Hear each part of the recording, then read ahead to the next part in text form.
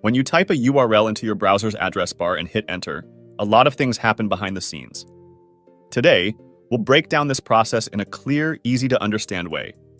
First, the browser needs to find the server's IP address that matches the domain name in the URL you entered.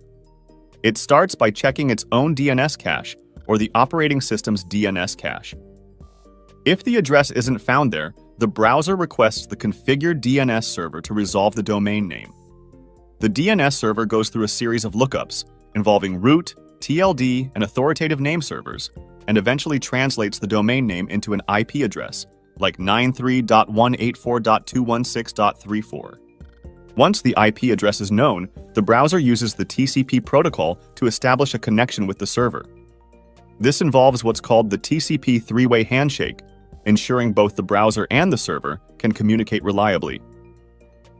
If you're using HTTPS, the next step is the TLS handshake. During this process, the server sends its public key to the browser. The browser and server then collaborate to securely generate a session key, often using techniques like Diffie-Hellman key exchange. The session key is used for symmetric encryption, which both parties will use to encrypt and decrypt the data exchanged, ensuring secure communication. After the connection is established, the browser sends an HTTP GET request to request the web page.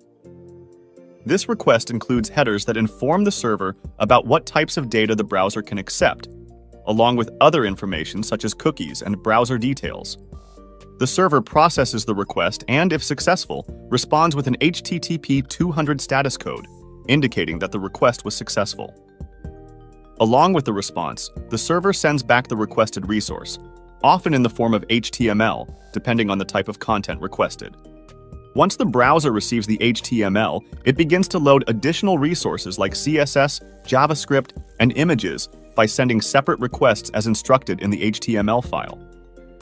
Next, the browser parses the HTML to build a document object model, DOM tree, and parses the CSS into a CSS object model, CSSOM tree.